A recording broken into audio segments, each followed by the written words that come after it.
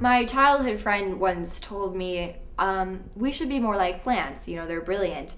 If I'm not mistaken, they don't date or flirt or get married. They only interact to procreate. And that's how I feel about men. What use do they have other than to reproduce?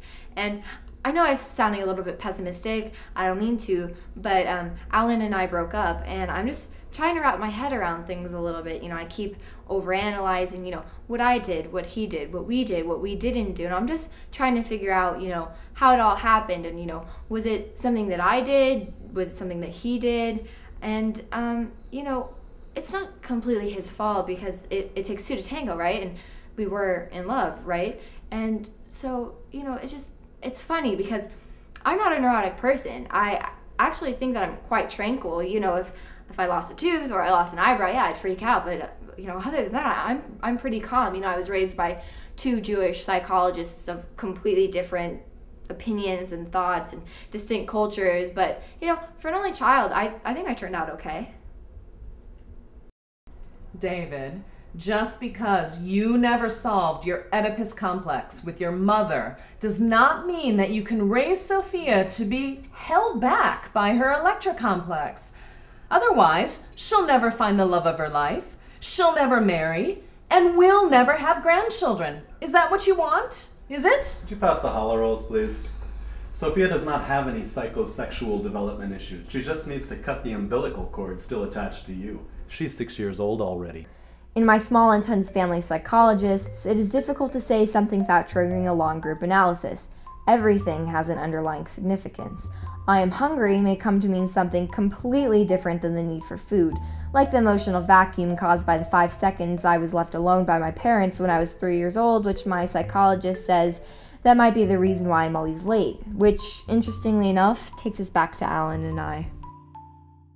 I'm so sorry that I'm late. I got stuck at work and the producer wouldn't let me leave because my shots are too lengthy and not poignant enough, as if anything he's ever done in this film is noteworthy or... Sure, Sophie, it's always the producer, the cameraman, the mother, the waiter, but it's never you.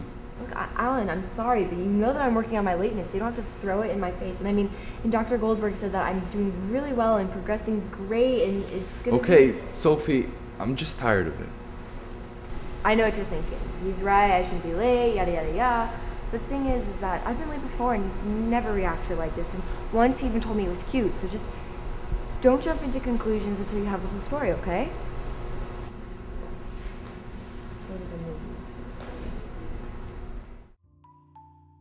We went out as friends for almost 6 months. He mentioned dating a few times, but I always told him that if we dated, he would break up with me and then I would never be able to speak to him ever again and then our friendship would be ruined. Which it was. Which it is. Still, never for a second did I consider all the movies we watched or all the flowers he sent or all the dinners he bought as a way of pursuing me. I mean, before this whole fiasco, I honestly believed he wanted to be my friend until I realized I was falling for him. A friend of mine had told me, you can either wait for the bus or take the ferry, and in a later time, sometimes you have to stab the monkey while it's swimming. Well, I took the ferry and stabbed the monkey. In other words, I eventually gave in. And guess what? I wasn't only led to the wrong destination, but felt like I was stabbed by a monkey too.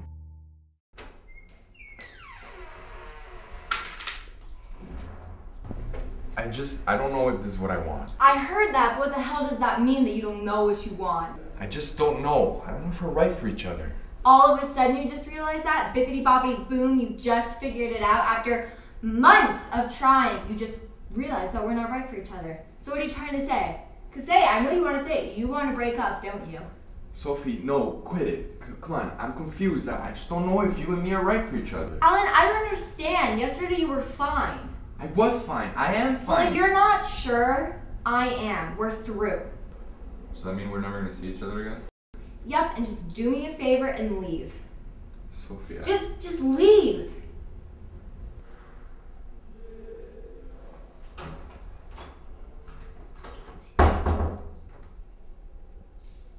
So yeah, I broke up with him. Ironic, isn't it? Because if I broke up with him, I should remember why I broke up with him and I should stand by my decision.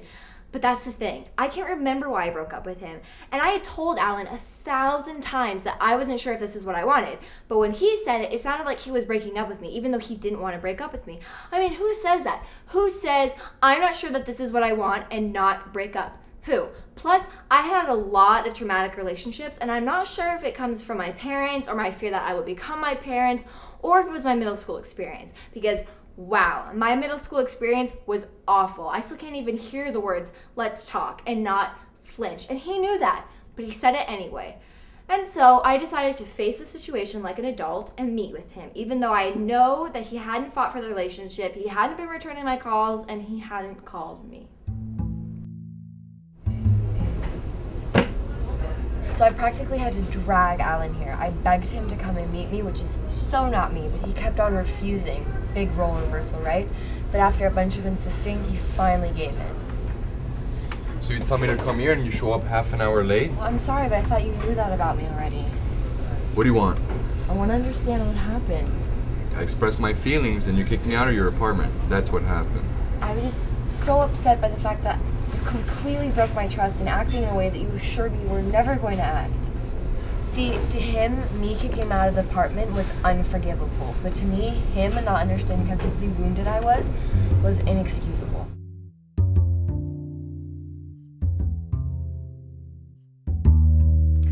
The conversation didn't end well, and we each went our separate ways. I still don't know exactly why I broke up with him. Maybe it was my unconscious fear of abandonment, or my unresolved electric complex, or maybe my umbilical cord is still attached to my mother. Or maybe I'm that type of girl who confuses love with hate, you know, because his teeth always did bother me and his eyebrows are a little uneven. Or maybe I'm just not ready to date. But either way, I've learned that sometimes I just have to accept life for the way that it is. But now I found something in which things can be done my way.